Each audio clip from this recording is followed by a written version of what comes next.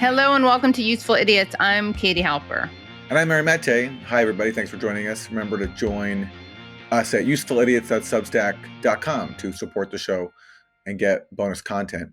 And this week, Katie, is a special episode. Yes, because we are not doing the 4 basic food groups. And that's because we have a really great long interview that we're making totally free. We're not paywalling any of this interview because we think it's really important. It's with 3 people and it's about the situation in Gaza. So no 4 basic food groups, but we will have the Thursday Throwdown. Yes, for people who subscribe, you will have the Thursday Throwdown as always, and that is where we go through the midweek madness of the week. And this week's Thursday Throwdown is going to be about Israel-Palestine again. Yes, because we have seen some of the most insane displays of sadism and even open calls for genocide from U.S. politicians, including Lindsey Graham, who said about Gaza, level the place. He literally said that on national TV. So we're going to be reacting to that and a whole lot more craziness.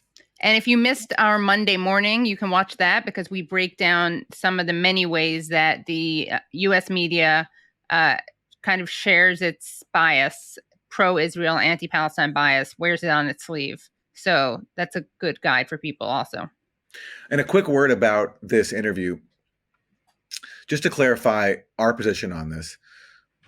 When it comes to, Katie, I think you agree with me, there's no condoning here of any violence against civilians, Israeli civilians or Palestinian civilians. But to properly understand what happened, what Hamas did, there needs to be context. And that context is virtually absent from U.S. corporate media. And so that is our intention with this week's interview, to provide context that is usually missing, where Palestinians are reduced to caricatures and all the vital history of apartheid and ethnic cleansing and occupation is erased. And so that is what we're trying to do in bringing you this interview today. And I just want to say I do have relatives in Israel, and part of why I think it's so important to provide this context is because in addition to, of course, valuing Palestinian lives, which is something that surprisingly high amount of people don't do. But in addition to that, if you care about Israelis, you need to understand how and why this happened. And the irony is that there are op-eds at like Haaretz, the Israeli newspaper, which make this argument, an argument that some people are dismissing as anti-Semitic or insensitive. But if we want to end this violence, then you can't have people living under occupation. So let's go to the interview. First, we are joined by Yumna Patel of Mondoweiss and Muhammad Shehada, who is a Palestinian writer from Gaza. And later on in the interview, we are joined from Gaza by Refaat Alareer.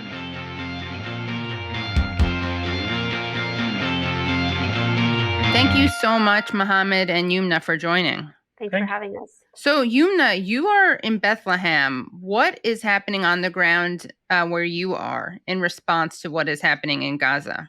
Mm-hmm. So, things in the West Bank right now are very tense. Certainly, it looks nothing like what Gaza looks like. But since Sunday, so for about 3-4 days now, the West Bank has been under complete lockdown. So almost immediately after this whole thing began, the Israeli military announced a complete closure of the West Bank and all of its checkpoints inside the West Bank and leaving the West Bank. And so, so I'm in Bethlehem. So Bethlehem City, all the checkpoints that leave the city have been closed. The gates have been closed. And then where there aren't these metal gates, like the army has gone in and put in giant cinder blocks and dirt mounds so people can't get out. And the same goes for the surrounding villages. Some people have been able to move around, but in large part, everyone is kind of stuck. There have also been confrontations across the West Bank and obviously protests from Palestinians in support of their fellow people in Gaza that have been violently suppressed by the Israeli army. I believe the latest numbers that we had was somewhere around 26 people, including at least 4 children, have been killed by Israeli soldier and Israeli settler gunfire since Saturday. So things are happening in the West Bank. People are going out in the street. People are protesting. I think we can definitely expect larger protests and larger numbers out in the street on Fridays. That's a typical, day of protest here. And just this evening, we got reports that at least 3 Palestinians were killed in a Nablus area village allegedly by Israeli settlers. So there were reports that armed Israeli settlers raided the village of Qusra and began shooting at people. And so at least 3 people were killed and others were injured in that. So that is the latest of what's happening. And amidst all of this, Itamar Ben-Gvir, the national security minister, is moving forward with plans to arm thousands of Israeli settlers in the West Bank and also in different parts of Israel. And so things are expected to get much, much worse. And Muhammad, you've been doing a lot of debunking of rumors that have been taken as fact and presented as fact by many people.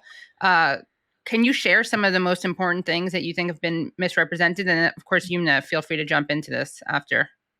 Yep, so absolutely. So now the official narrative that's been disseminated in Europe, the US, and in the Western world at large is basically one of rape and decapitated heads, as well as executions of civilians, tortures, and burning casualties, some of them alive, some of them after they died. The problem here is twofold. The first one is that all of it is unfounded, unsubstantiated, and yet international media, I've seen a lot of mainstream media taking it at face value, putting it literally on the front page of major newspapers, even newspapers that are usually sort of center-left, not just right-wing. So that has been shocking on a major level because every single one of these claims did not have any evidence to substantiate or back this ginormous theatrical falsehood that aims to dehumanize the population of Gaza, create a major shock that renders the entire population of Gaza a legitimate target. And the other thing is the insensitivity of it to Israelis themselves. So it's the Israeli government that's going out and telling parents and families of Israelis that are held captive in Gaza that your children, your loved ones are being raped, tortured, executed, and burned alive. It takes an extra level of cruelty to go and tell word-sick parents that your kids are being burned alive, raped, and executed when you know none of it to be true. From the first minute that Hamas has taken captives in Gaza, and you can dig into that deeper if you'd like, but from the first minute there was evidence showing out of Gaza of some of these captives at least being treated safely out of a strategic value. Let's say now put morality aside, out of a pure strategic value, because they are worth a lot more in terms of freeing Palestinian captives and illegally detained Palestinians under Israel's administrative detention without charge, trial, or evidence. They are worth a lot in terms of freeing more of those Palestinians than dead. So basically, that's why they have a vested interest. The morality might contribute to it, but they have a vested interest in keeping them alive and well to get a higher number of Palestinians out. It's basic common sense. It's just the extreme sort of Orientalist, humiliating and dehumanizing lunacy of it that I find is very spectacular. Yumna, do you have anything you want to add to that analysis? Yeah, so I mean, in addition to everything that Muhammad mentioned, we just ran this article on Mondoweiss like a couple minutes ago, basically breaking down specifically the claims of beheaded babies. And we looked into the fact that basically what seems to be the source of these claims that were told to foreign press in the Kfar Aza kibbutz, which is where all of these claims originate from this one kibbutz. And I posted like a thread about this, and a lot of people have been posting about this. But we break it down in this article is basically the Israeli army took foreign press on a tour of this kibbutz to show them what had happened there and the bodies of all these Israelis that had been killed. And what seems to be the originating source, the soldier that was quoted and that was filmed telling the journalists about the alleged beheading of 40 Israeli children that we now know has been parroted all across Western media, not just in the U.S. but also in the U.K. as well, and has actually been alluded to by the president himself. It actually started with Major David Ben-Zion, which, according to his Twitter bio, he's the deputy head of the settler leadership organization, the Samaria Regional Council, and a member of the board of directors of the National Fund for Israel, which is this quasi-governmental agency that is used to acquire land in Palestine. In the video clip, he speaks directly to the camera, says the soldiers found children with their heads cut off. Earlier this year, Ben-Zion, following the attack that settlers did on Hawara, where they burnt down entire Palestinian homes and cars and vandalized property, he said, here in Hawara, the blood of our children, the residents of Samaria who were murdered here an hour ago, is spilled on the road. The village of Hawara should be erased today. And so basically the source where this claim that the Israeli military's official spokesperson has actually said, we cannot verify these claims that children have been beheaded, but seemingly the source for this is a violent settler who has previously called for genocide of Palestinians. And so I think that in and of itself should, put into question the nature of these allegations. But at the end of the day, and sort of what we say in this article is whether or not these allegations and these claims of beheaded children and rape, which are horrible, horrible things, whether or not they prove to be true or not, as more investigations and hopefully independent investigations by human rights groups come to light, a lot of the damage has been done. And we've seen the international media and the Western media run with these claims and this sort of Orientalist Islamophobic discourse that Muhammad mentioned, that is essentially being used to justify genocide against Palestinians in Gaza. So it comes from this settler, this fundamentalist settler, and then an I-24 journalist claimed she saw the babies, and then admitted that she was just told that, right? Well, yeah, she said in her report that the soldiers say they found babies with their heads cut off. And so I-24 said this, CNN repeated this, The Independent published this. And a lot of these places, like in the Independent, in the article itself, they said, we have not been able to independently verify those claims, but they ran with that sensational headline, and it was on the front page of all of these newspapers. And so, but none of them, like not even CNN, in this video that they posted to their social media, they didn't say whether CNN had independently verified those claims either. But everyone is running with this narrative. I mean, I did an interview earlier today with ABC News, and the journalist started asking me if I condemn, Hamas terrorism, because clearly they've mass raped women and beheaded children. And I was like, have you verified this? And I don't think they have, but these are so deeply entrenched now in the discourse, and the Western media, US politicians, everyone is just running with it. Yes, there's a whole theatrical aspect to it that's very important. Like, the reality has been ugly enough. So adding this layer of theatricality to it, this design to shock, to cause this major repulsiveness towards Gaza, is a very conscious effort to make Gaza dehumanized and a legitimate target, all of it collectively. And what I find most striking about that is, at the same time that Israel goes out and says that this number of kids have been killed, there is almost a total blackout about maybe 4, 5, 6 times the number of kids that have been killed in Gaza by Israeli airstrikes. There's about 270 kids that have been killed, blown into pieces, quite literally. In Jabalia, that was one of the worst massacres that happened in the last 5 days. I've seen most people I know that day, most people I know in Gaza were in tears out of the shock and the fear that it's going to be their turn next. You're talking about a refugee camp on the size of an area of 1.4 square kilometers with 120,000 people living in it. And the night before, Israel gave evacuation orders to the nearest town, Beit Hanun, for people to go and move into Jabalia. And once they moved in, then the busiest market of that refugee camp was bombed and more than 60 people killed. It was one of the worst atrocities I've seen in the last 5 days.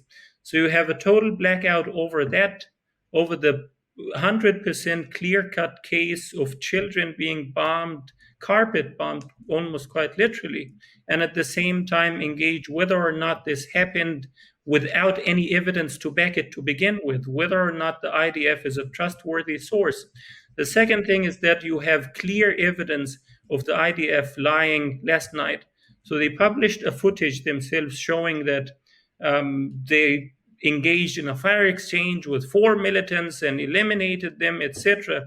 But the footage that the IDF itself has shown, which has been doctored towards the end, shows that the 4 people were unarmed and their shadows exposed that they had their arms raised up in the air before they were shot from the back. And then weapons were implanted next to the corpses. Then you get to the more bizarre claim of mutilation of corpses and beheadings at the same time that you have tens of footages coming out of Israel of Israelis urinating on bodies of Gazans, corpses just piling up in the street, some of them being swept away by bulldozers. And at the end, the latest footage was basically an Israeli group driving back and forth over a corpse and laughing hysterically. And the last thing is the Israeli government. It's the most ironic thing. You have the most right-wing government in Israel's history, with sitting members in the government and in the ruling coalition who not a week ago were out chanting for a settler called Amiram bin Alu'el and saying Amiram was right. Limor Son Harmelech, one of the senior lawmakers, members of Knesset for Ben Gvir's faction, she described Amiram as a holy saint, quite literally, verbatim, a holy saint. Who is Amiram bin Alu'el? He's an Israeli settler that went and burned down an entire family with 2 babies and their parents, and one of them sustained burns that he is still suffering from until today. And you have an Israeli government calling him a saint, calling him a hero, and literally holding signs that say Amiram was right. So all of that is ignored completely, and you engage with a distractive fiction. That is what I find most repulsive. I want to ask you both to respond to the Israeli defense minister. His name is Yoav Gallant, and he said, "I have ordered a complete siege on the Gaza Strip. There will be no electricity, no food, no fuel. Everything is closed. We are fighting human animals, and we will act accordingly." אנחנו מטילים מצור מוחלט על העיר עזה. אין חשמל, אין מזון, אין מים, אין דלק. הכל סגור. אנחנו נלחמים בחיות אדם, ואנחנו נוהגים בהתאם. Yumna, if you could respond to that first. Yeah. I mean, this is, again, part of this whole campaign of dehumanization of Palestinians. I mean, it doesn't get any more blatant than that by calling people human animals, right? And we've seen this rhetoric coming out of like Defense Minister Gallant and the highest levels of Israeli government. They're being repeated by US officials, and these sort of lines about, this is pure evil and total, barbarism. I think those are some of the words that Joe Biden used yesterday in his address. And so this rhetoric is completely dehumanizing. And when you convince people that human beings are not human, that is a mandate for murder. And it's very clear what Israel is trying to do. It is trying to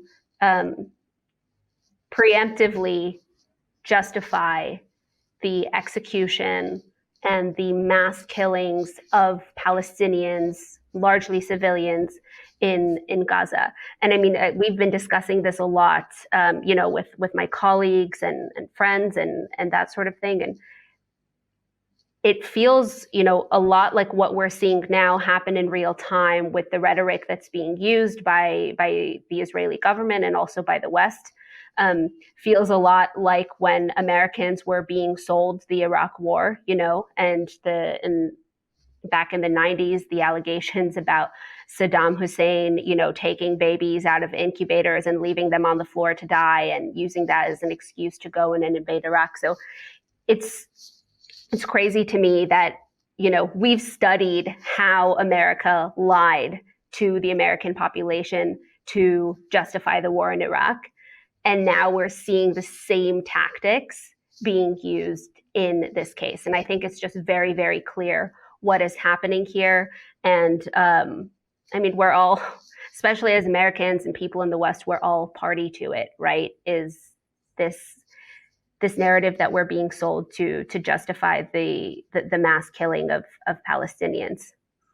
It's also interesting because you have people kind of claiming that Israel's not at war with the people of Gaza; they're at war with with Hamas, and yet the punishment that they're inflicting is collective.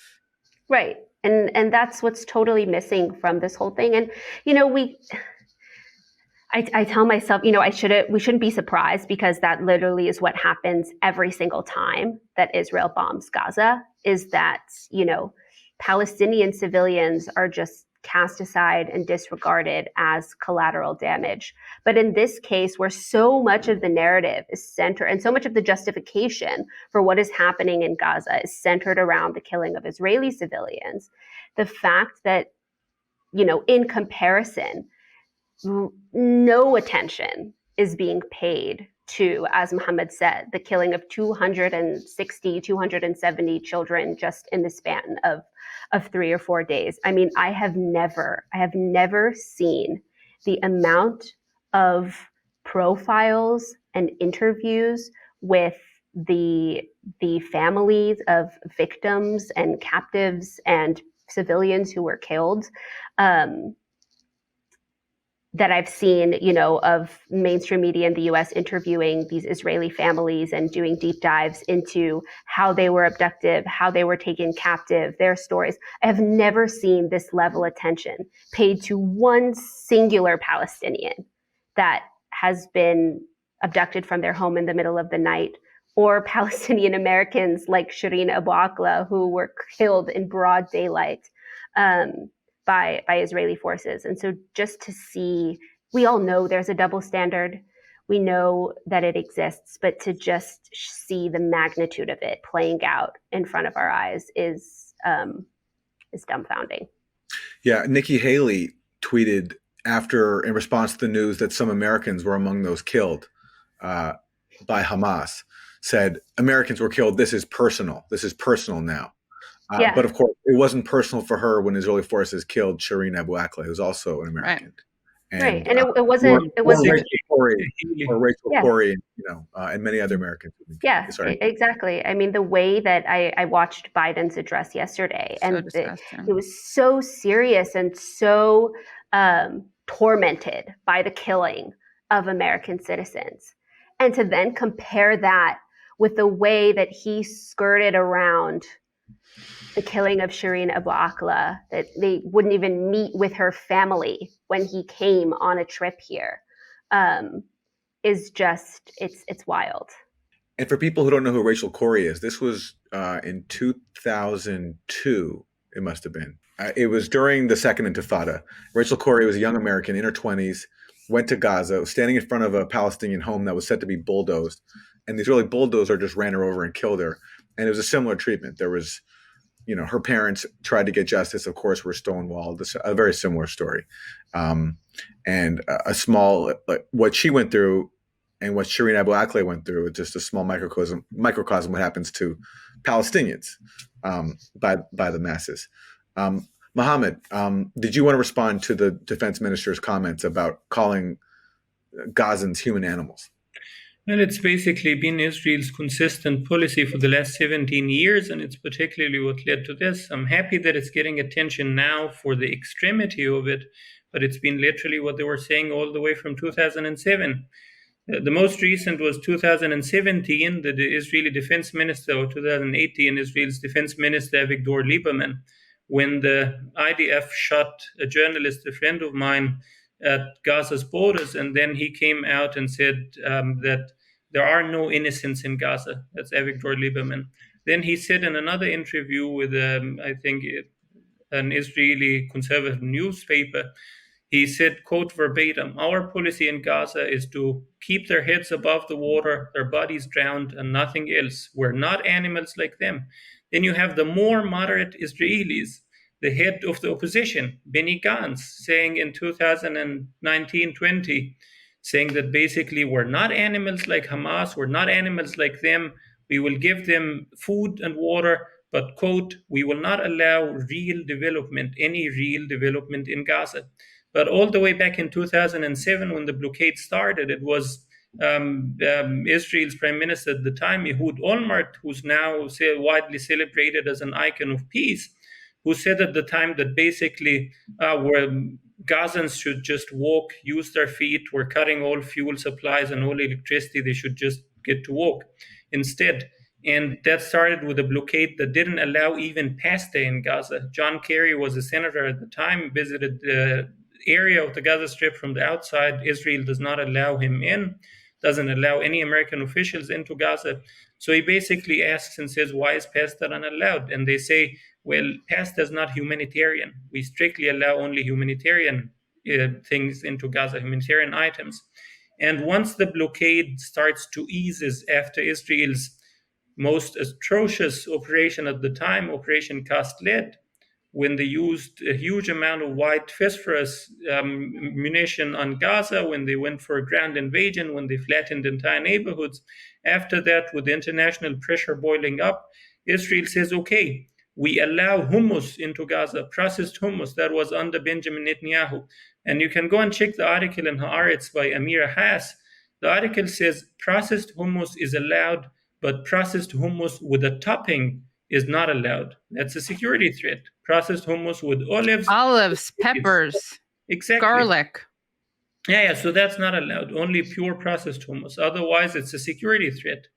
And ever since you have this very routinized, very bureaucratized form of non-life in Gaza, you have a machinery that keeps Gaza entrapped in a permanent state of non-life, where almost everybody I know there, young people, they reach to the age of 35 without ever having had a job, although highly educated, engineers, doctors, accountants, lawyers, etc., without being able to afford to fall in love, to start a family, put food on the table, move out of their parents' house, have any sorts of life whatsoever.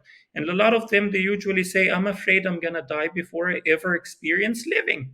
So basically, you've had this excruciating 17 years long siege on Gaza that is now exploding in Israel's face. So the statement by Yoav Gallant is not something new. It's just our daily reality, which is why you had a lot of Gazans in the beginning of the escalation cheering what had happened when the fence collapsed, because that fence, it's the most violent and the most oppressive and the most hated symbol of oppression in Gaza, of the blockade, because the area before the fence is flattened and grazed completely by Israel's orders up to 300 to 500 meters. So it's a plain area. And once you're there, you stand up looking with immense fear of getting shot by IDF soldiers. But if you manage to get a glimpse, you see everything on the other side much greener, quite literally. Sparsely populated. You see parks, gardens, farms, swimming pools, settlers or Israelis having fun and partying around. And then you turn your back and look back at Gaza and you see everything that is opposite of that. So the symbolism of managing to break out of Gaza, I've seen a lot of people that were in tears as soon as they literally stepped a foot outside, because people in Gaza, they believe the air smells differently if you cross that fence. Most of them have never managed to see the other side of that fence, have never seen any Israelis at all, aside from the military, the soldiers, the aircrafts, the tanks, etc. And the other thing about it is basically killing your fear, vanquishing fear, being able to stand in front of that fence without shaking, without your knees not being able to carry you because you're worried that IDF soldiers are going to shoot you. And the last dimension of it is basically this sort of despaired, desperate hope, because the blockade has cultivated so much hatred, so much despair, and so much rage amongst the population, where depression and PTSDs reach to the rate of 90%. So basically, the last one is a desperate hope that capturing Israelis would convince the Israeli government to release 4,500 Palestinians held in Israeli prisons without any sort of fair trial or due process, trialed in kangaroo military courts with a conviction rate of 99.74%. At the same time, the conviction rate of Israeli attacks reported against Palestinians is 1.8%. It's caricatural evil. Well, let me ask you. So Hamas's strategy here, was it to basically take Israelis hostage and then use that to secure the release of prisoners and also maybe try to get an easing of the blockade of the Gaza Strip? And did Hamas not think about the possibility that Israel would do exactly as it always does and is doing now, which is just punish Gazan civilians and destroy entire apartment buildings, and now threaten even worse mass killings than it's carried out before? I'm wondering how you think about Hamas's decision as a strategy here for achieving their goals. I've been looking into this very much since the first day, just trying to make sense of it. I've literally been just pinching myself for the last 5 days to see if any of this is real. But the picture that I have based on information from the ground is as thus. This sort of operation, it was exercised for and prepared for all the way from 2017-18. So it's 5 years in the making, but not as a plan that we intend to attack, but as a scenario that this is one of their options. And it's the military wing that's detached from the political office. You have to detach three things with Hamas: a local government, military wing, and a political office. There is a fourth thing with charities and welfare that's more minor. But basically, so the military wing says that all the previous wars, all the previous assaults and rounds of escalation have led to absolutely no breakthrough in Gaza. So they start preparing this option, one of the different options they had, and they say this is going to be the all-out war. It's almost like throwing yourself at death. Either we break free or we die. So that was one of the scenarios that they've been building.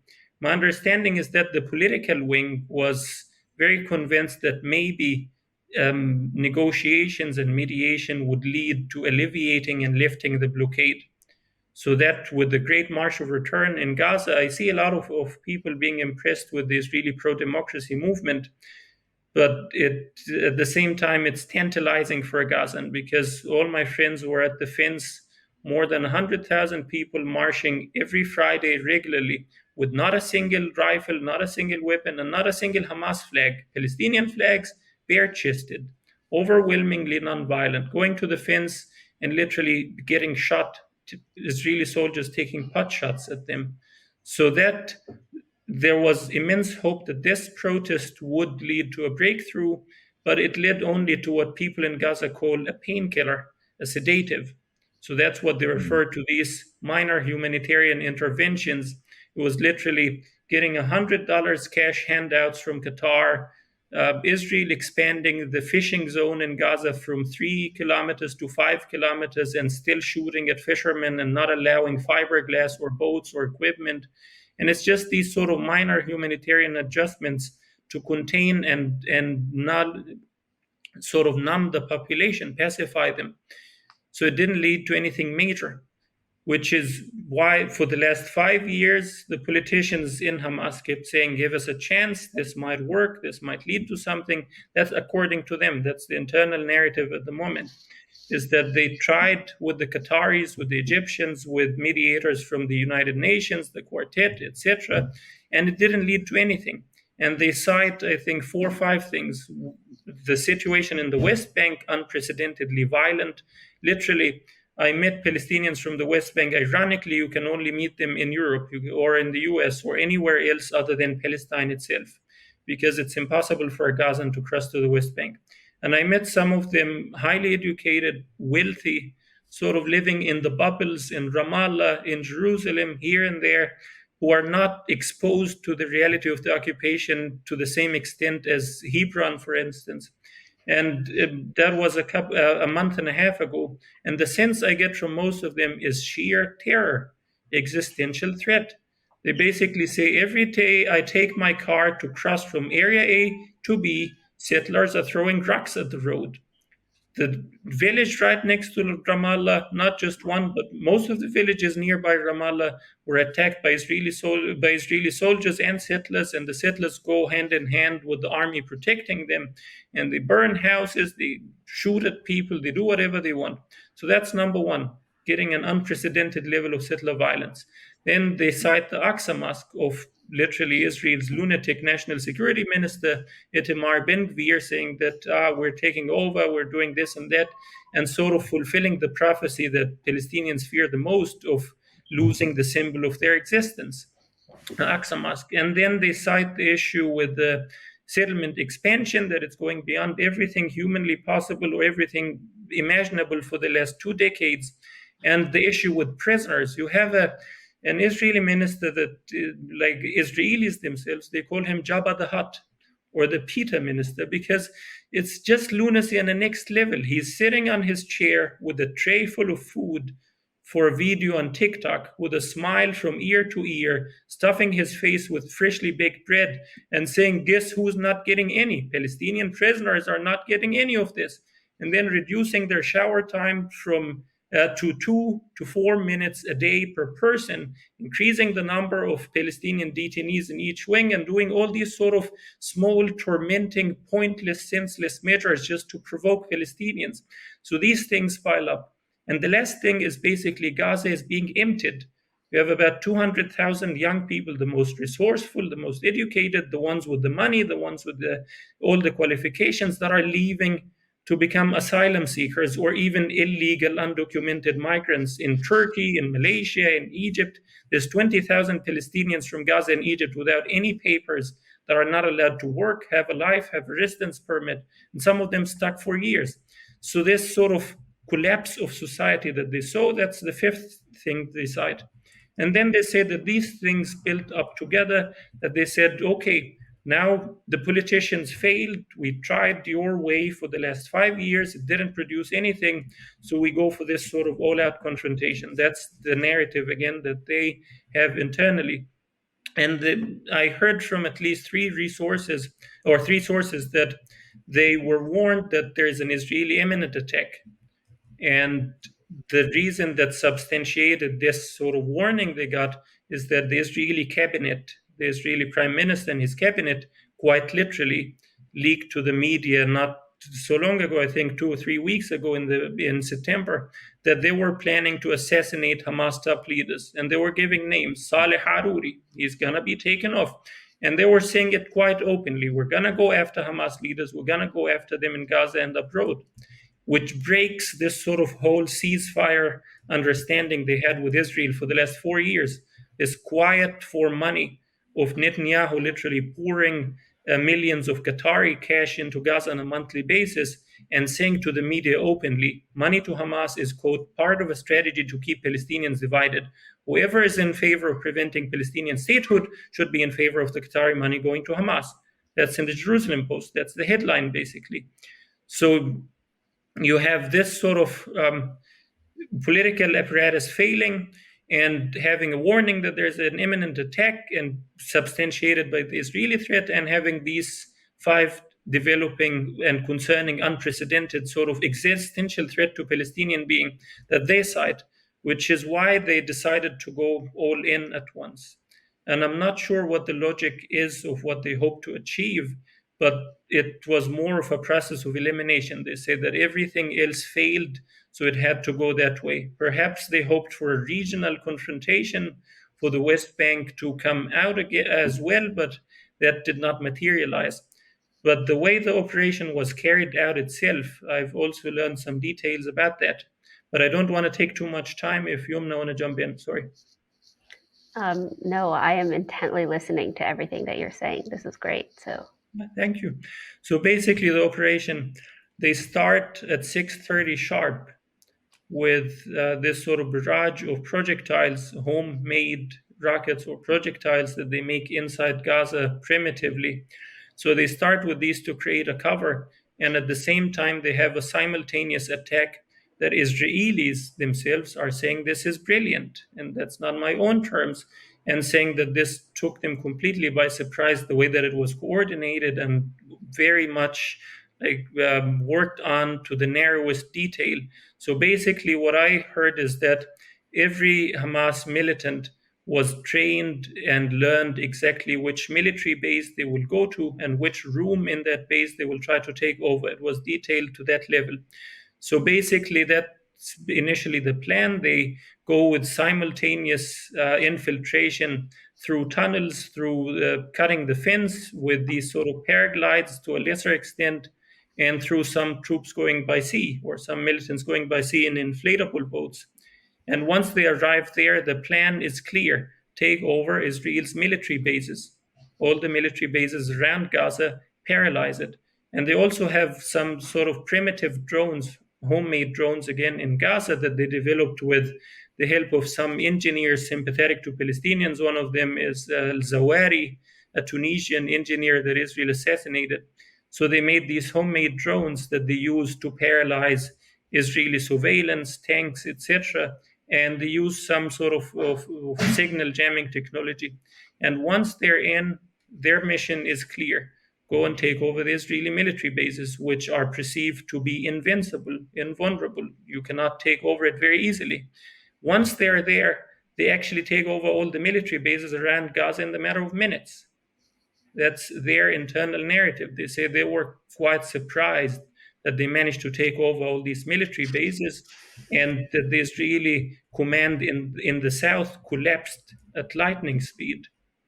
And once that is established, some of them get carried away, some of them assume positions and take cover in preparation to engage with the IDF in anticipation that they would arrive.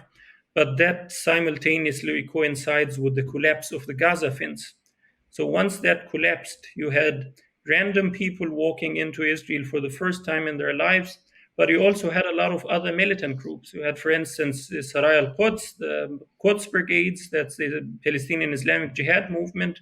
You had Kataib Mujahideen, Alwiyat al-Nasr, Salah ad-Din, all these sort of less famous groups who might be way more hardline than Hamas, which is one of the reasons why Israel say we need to keep Hamas in power in Gaza, and they say it openly. The Israeli defense establishment is because they say if Hamas collapses, the alternative is worse. Who's going to take over? Is it going to be one of these more hardline groups? So the fence collapses, and anyone without a plan, without a central command, just goes in and do whatever they want at free will.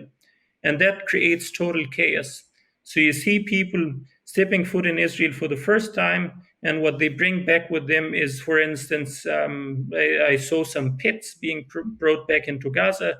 I saw some bikes, some random stuff that they found on the way and took back.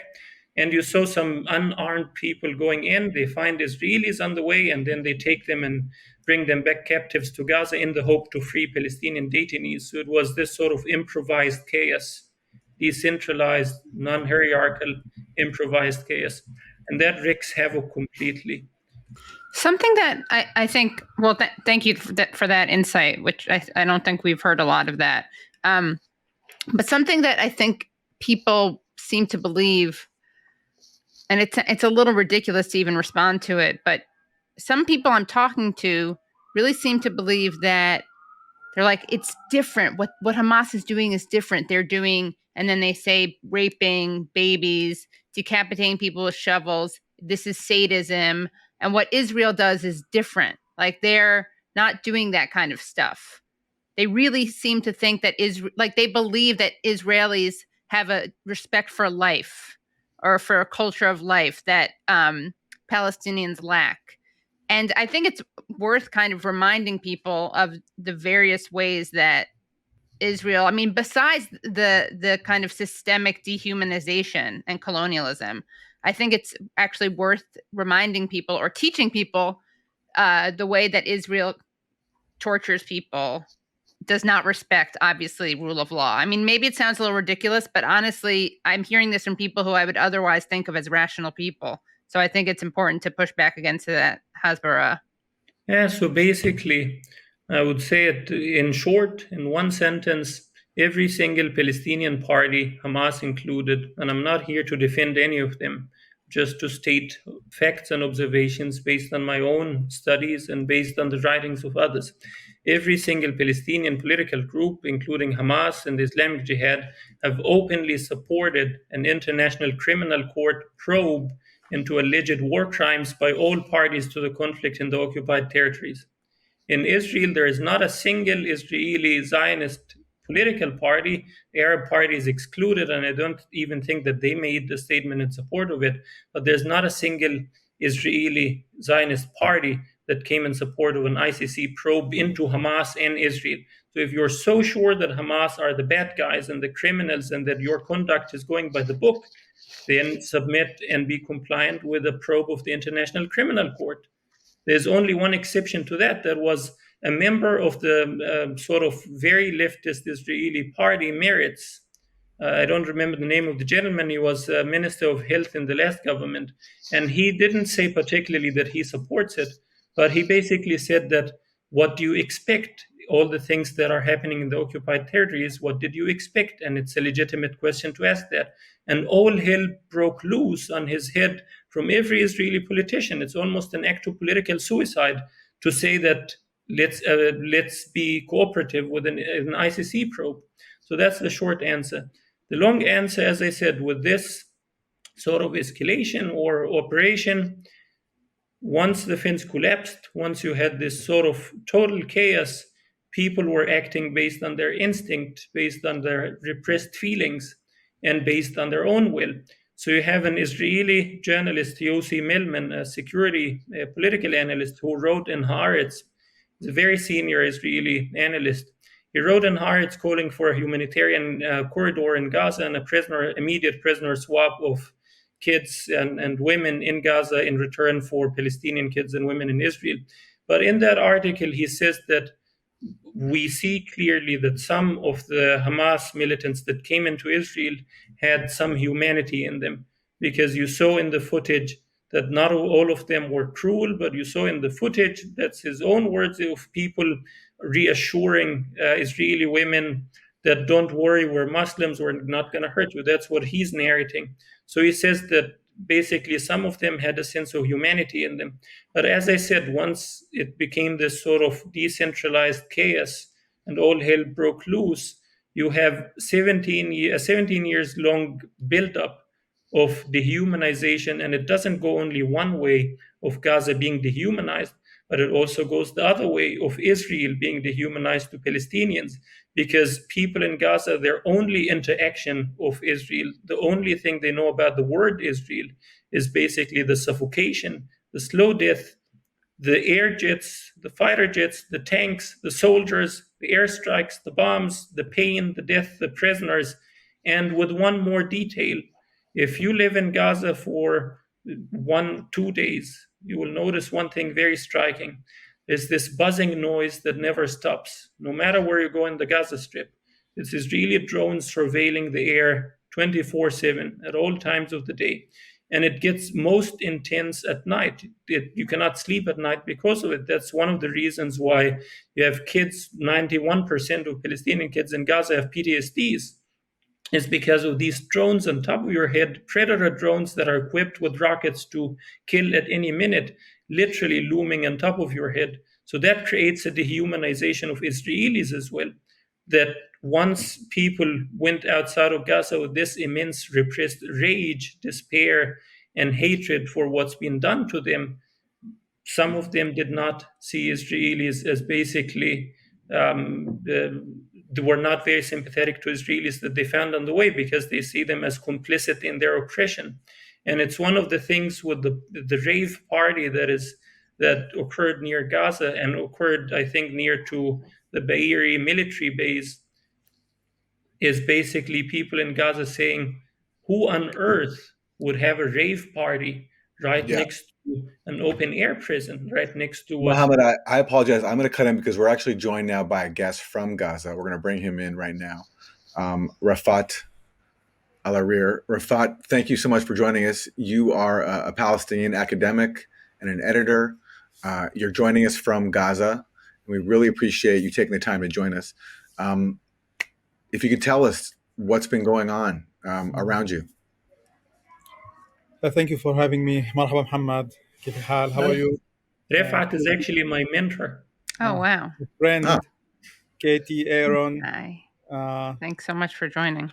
Thank you for having me. I'm sorry for being late. It's We'll forgive you, I think. extremely impossible. I listened to what Muhammad has just said. Impressive input. I was just texting somebody on WhatsApp that it's complete and utter destruction and despair here in Gaza. There is morale. Don't get me wrong. We believe, we have faith. But what Israel is doing, what Israel has been promising to do to Gaza, to Palestinians for decades, is being implemented right now. In the couple of days, 5 days, we had Israeli officials openly call for genocide, literally using Nazi discourse, describing Palestinians as savages, unhuman, open calls for wiping Gaza out, turning Gaza into a city of. These are not empty words. They are not. I think you could hear the bombings in the distance. These are not empty words or even wishes or promises. Israel has never kept a promise to Palestinians. Not once did Israel keep a promise to Palestinians, but it only keeps its promises when it promises blood, death, and destruction. I summarize what's happening as 2014 in a couple of days.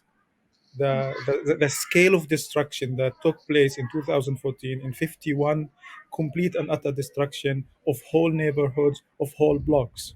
And this is what Israeli spokesperson promised. They're not seeking precision, they're seeking damage and destruction. They're sending Gaza to the stone age. Uh, uh, the scale of destruction, the universities, the schools, the streets, the businesses. I was asked a question about the economic situation. I said it's difficult. There is more than 50% of unemployment. There's more than 50% of even unemployment among university graduates. They don't have a hope or scope for a better life, for finding a job. Some of those people get loans from banks or relatives to start their own businesses, and these businesses are mostly located in the heart of Gaza City. It's most affluent area where most of the university, the government and public buildings are, where most people come throughout the days. And these are gone, simply gone. We're speaking about tens of thousands of jobs, of hopes, of dreams, of families, in addition to the massive scale of destruction to homes. And there is this thing about Gaza, like Muhammad mentioned, about the buzzing of the drone that nobody understands unless you live in Gaza, you spend time in Gaza, you go through this. For example, when I say Israel targeted a home, what's a home? A home in America, in the UK, two people, a couple, a kid, a dog.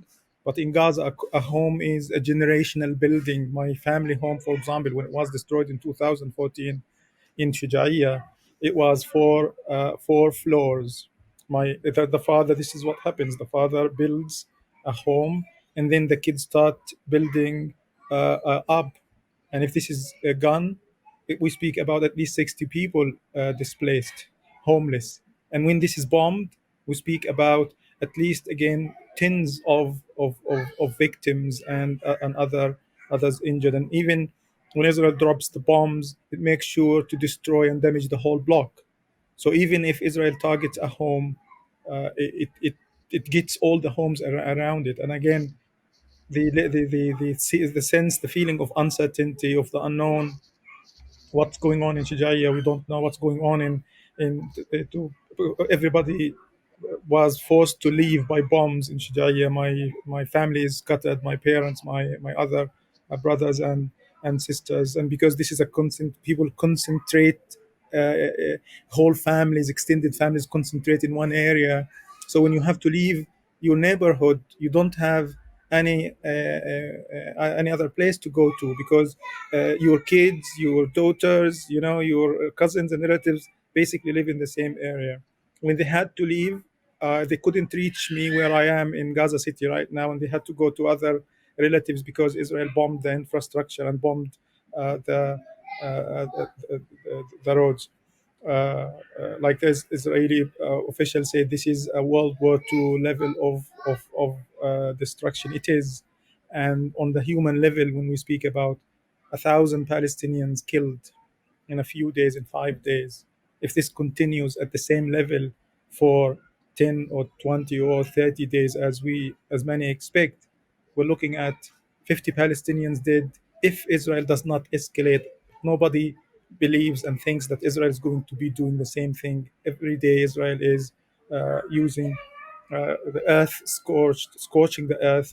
Yesterday, in the northern part of Gaza City was pummeled by bombs non-stop, constantly, for hours and hours. And with Israel controlling everything and the Rafah border is closed, we are fish in a barrel. That's it.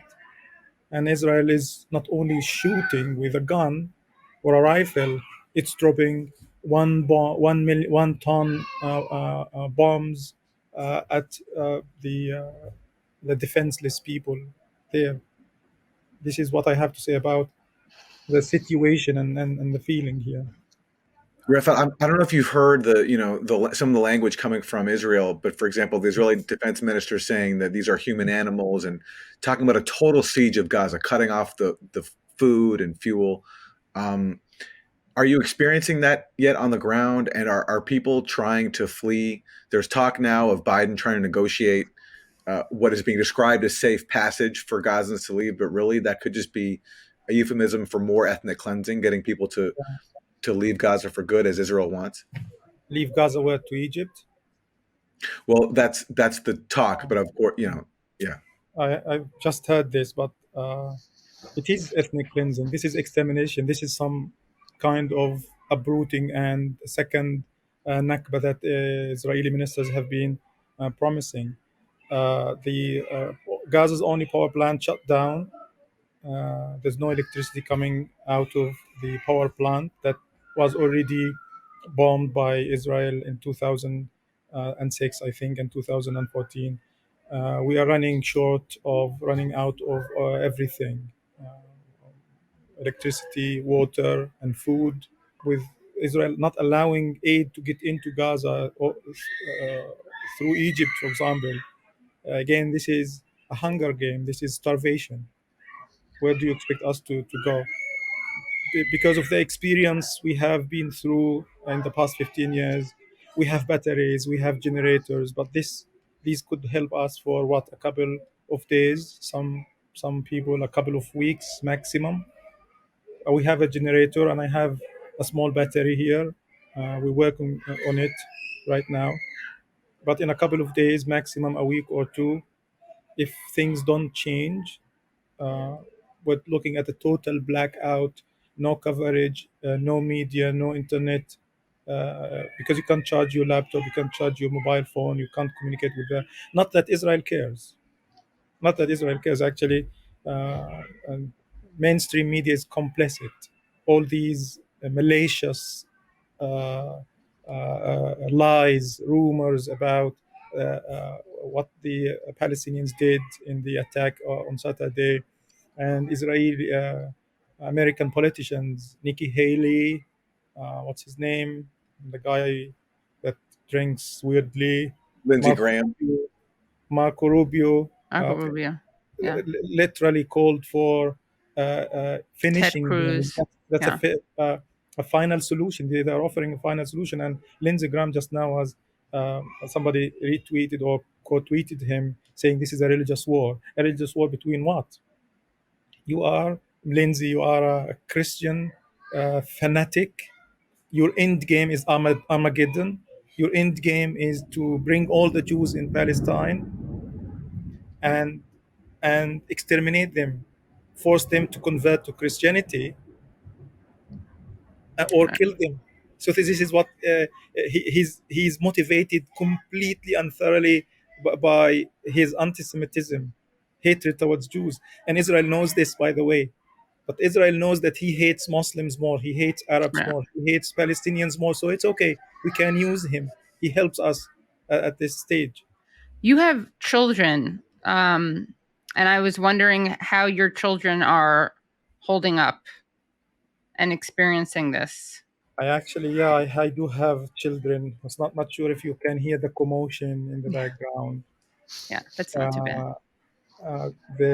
I think there are 15 other children in my small apartment, and this is the case of Gaza. The United Nations, and this is again things that don't easily get understood by non-Gazans, non-Palestinians, unless you listen to Palestinian voices. There are about 200,000 people displaced, sheltering in new unrun schools. But there are probably double this number displaced internally, staying with relatives and family members. And this is why the number of casualties are doubled and tripled when Israel bombs homes, because some families happen to be hosting other families, mostly kids. So I know people who the young guys, the father, they would prefer to go to the school. Say it's okay, we can take it, we can tolerate it, but the young, the women, the children are better kept at inside a place. So there is a bit of commotion here. This is the first thing I hear my kids play. 15 kids. What do you expect? But in the past, in the first four days, I I usually sense some kind of development in the way things happen. These are more bombs, I think, and the first couple of days usually there is fear and complete horror and terror. The kids can't sleep. They can't do anything. They don't want to go to the bathroom. They don't want to eat. They don't want to drink, and they keep screaming and shrieking, especially at night when they try to catch some sleep, and then they are awakened by more bombs and more bombs. But then the next 2 or 3 days, everybody is numb. We get used to it. We submit to it in a way. We get used to the noise. It's like when you get used, and this is extremely horrible, traumatic. Muhammad quoting statistic that says more than 90% of Palestinians in Gaza, Gaza children in Palestine in Gaza, are traumatized. This is one reason, because there's a war after a war. My little Amal is 7 years old, but she's also 3 wars old now. We speak about a 7-year-old going through all these massive, destructive campaigns. So with this numbness comes the lack of communication, lack of you don't want to talk. What do you want to talk about? Because anything you do gets interrupted in the process. If you want to tell a story, it gets interrupted. If you want to eat, it gets interrupted. If you want to pray, you stand on your prayer carpet, it gets interrupted. And then, so everybody is in a state of waiting. It's a waiting game. And the anticipation is killing. The anticipation that, is this ours? Is this going to hit us? Is this our turn? Are we going to die now? Are we going to die when we are asleep? Rafat, we're going to So let you sorry. go. We're going to let you go. And we're so Thank you, man. appreciative that you can take the Thank time you. to talk to us. Anything else you want to leave us with? I think one last thing is significant to highlight is the focus on the misinformation, the fake news Yeah.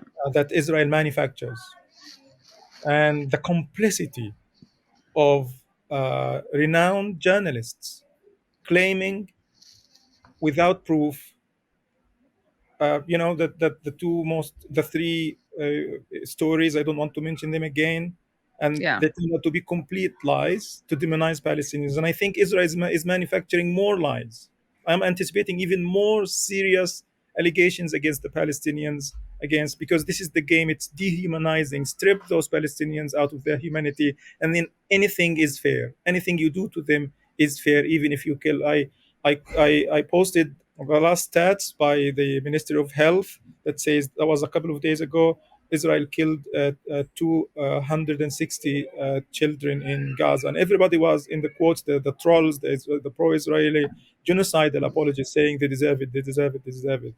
So we need to focus more our attention in our talks and our tweeting and communication on the fact that Israel always lies.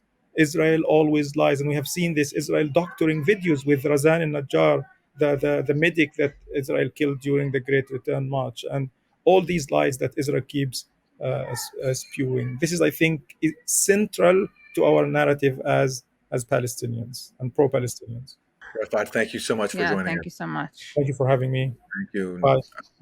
Our thoughts are with you. Yeah, and with you and Thank your you. family. Thank you.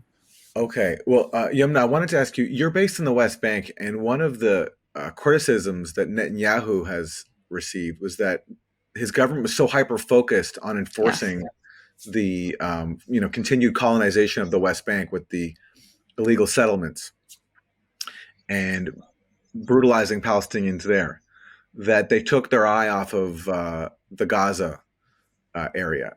Do you think there's truth to that? And what has been the reality of the occupation during this last period before this Hamas incursion happened? Sure. I guess that's a two-part question. So, I mean, to answer the first part of your question, I think we can, so far, so many people can only speculate as to, this was clearly a surprise attack that caught Israel off guard. We can only speculate for now as to what the reason for that is, whether it's, because they, like you said, maybe took their eye off Gaza, or for some other reasons. What I do think is true is that more than whether they took their eye off Gaza or whatever else it may be, I think more than anything, Israel got comfortable, with this reality that it has created in Gaza. Israel essentially was operating on the assumption that it could continue to cage in a population of more than 2 million people in this prison, bomb them every couple of years into submission, while normalizing relations with surrounding Arab countries, and then that could be its policy to sort of maintain and subdue Gaza. And as we've seen over this weekend, that basically shattered all of those notions that Israel could essentially keep doing what it has been doing in Gaza. In terms of what Israel has been doing in the West Bank, and as Muhammad mentioned earlier, that was cited sort of amongst some of the reasons why Hamas launched the operation that it did. These past 2 years in the West Bank have been record years of Israeli military and settler violence against Palestinians.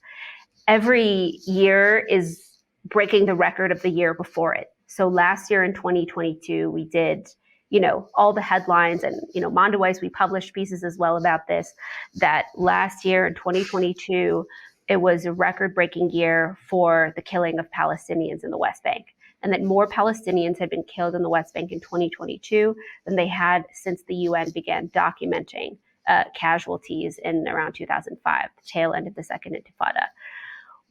Before this whole weekend started, we had already passed that record that was broken last year.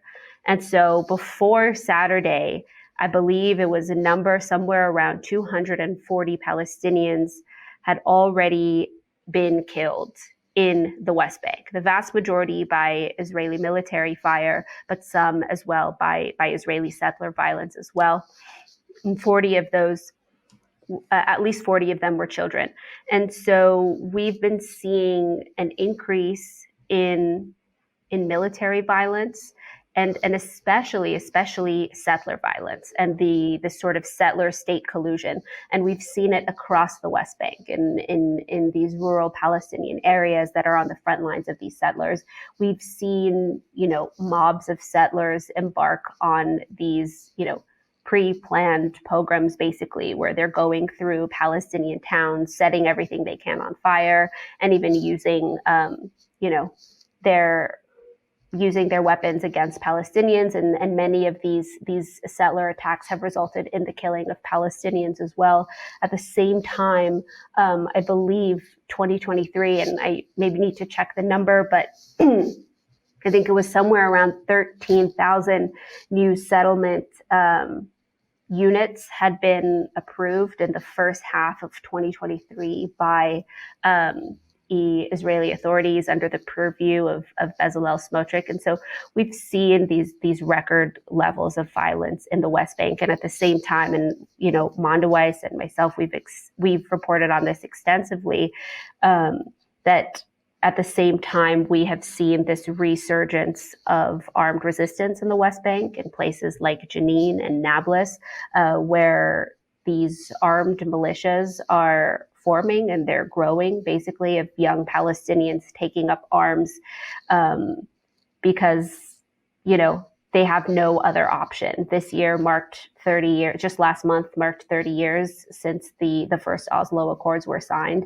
And the past year, in the West Bank especially, has shown the utter failure of the Accords and of that framework. And right now we're in a situation where settlements are expanding at a rapid rate. Settler violence is higher than ever. Since 2022, at least 4 Palestinian villages in the West Bank have been completely depopulated as a result of Israeli settler and soldier violence. So the continuation of the Nakba is happening every single day. And that has resulted in a situation where you have increasingly growing portions of the Palestinian youth, who make up the majority of the Palestinian population, turning towards armed resistance. I want to know your thoughts on Joe Biden's speech the other day. He didn't mention the occupation once. He didn't mention the deaths of any Palestinians. He said he basically gave Israel a total green light to go ahead and do whatever it needed. What were your thoughts on that speech? Watching Biden's speech was, a mix of obviously, not feeling surprised that this is the line that the American government is taking, and that someone like Biden, who is a, staunchly proud Zionist and has boasted about it extensively in the past, but also just frustration and disgust with the fact that our, government and the president of the United States is repeating these, this dehumanizing genocidal language, repeating these unsubstantiated claims, of mass rape, and calling, using language, like this is barbaric and pure evil. And it was just very clear with that speech from Biden what Israel's plans are and what the US's role is. And right now it feels very much like the American public, certainly, but just the general public around the world is being sold a genocide. And it is happening before our eyes, and we are being convinced through the rhetoric of Israeli politicians, the US president, US State Department spokespeople, and everyone in between, that Palestinians, specifically Gazans, are not human. And therefore, whatever happens, and we know what's going to happen. I mean, Muhammad has said it, Refaat has said it, Gazans are saying it every day. They are trying, and Israelis are saying it, they are trying to wipe Gaza off the map. And with Biden's speech, it was just confirmation that that is what is going to happen. And we're being convinced that it's justified. We really appreciate both of you for taking the time to join us. Muhammad, if you want to share some final thoughts with us. Yeah, so tying into the question about Biden, based on conversations I had with some European diplomats in the occupied territories and another one in London. So basically, the blunt statement they gave me is that, and discreetly, is basically that there is not a single European government that is raising the issue of Gaza at all to their Israeli counterparts. Not a single one. Not a single European government, and I think the US included, or governments in the Western world, I believe, but not a single European government is raising the issue of de-escalation or ceasefire with Israel at all. So Gaza is completely off topic, even with the topic of dual national Israeli captives in Gaza. Some of them are European, some of them are American. European governments are not raising the prospect of this sort of swap, humanitarian corridor, etc. None at all. They're only tasked with learning information as much as they could, the diplomatic missions. But one of them basically told me that Hamas and Gaza are burned for Europe for the next, at least for Gaza, for the next 6 months, for Hamas for the next decade or two. But basically, the other thing he said is that, or one of them, the one in the West Bank, is for the next 72 hours, there is not going to be any likely discussion about Gaza between European officials and governments and their Israeli counterparts. So they're giving, again, what I was told, they're giving Israel the full option, the full menu to do whatever it wants with an open buffet, whatever they want at all. The last thing I conclude with is basically that Israel, the Israeli military, is not now talking about uprooting or eliminating Hamas, no matter what rhetorics the politicians are making. The operation's objective is basically to say, to destroy Hamas's threatening capabilities.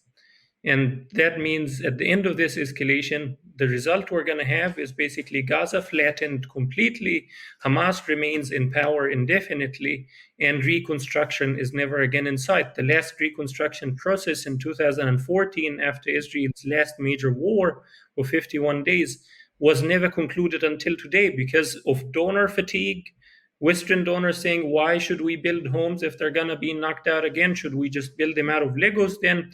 And Israeli restrictions on reconstruction materials that meant reconstruction was never going anywhere. So this time you're having a massive population that's going to be rendered homeless, internally displaced. What the Israelis themselves, Israeli military officials are saying, or Israeli government officials, is that at the end of this, Gaza's not going to have homes, it's going to only have tents. So that's the final result that everyone should keep in mind. Hamas stays in power, Gaza is pure tents, and just victory images for the Israeli far right. So it's lunatic that nobody's pushing for immediate de-escalation. Well, maybe you can both tell us how to follow your work. Yumna, you are the Palestine news director for Mondoweiss. Mm-hmm. Where can people follow you? So you can follow our work. The Mondoweiss Palestine Bureau is working around the clock to cover this story from all different angles. We're doing daily dispatches and wrap-ups with on-the-ground reporting from our correspondent, Tariq Hajjaj in Gaza, and that is on our Mondoweiss website, mondoweiss.net. You can also follow more of our work on our social media channels where we're doing videos on our Instagram and TikTok pages, and all of our correspondents, including myself, are also posting to our personal pages as well. And Muhammad? Twitter, and I also write in some random newspapers. Sounds good. Well, thank you so much to both of you for joining us. Yeah, thank you so much. Thanks for having us. Thanks.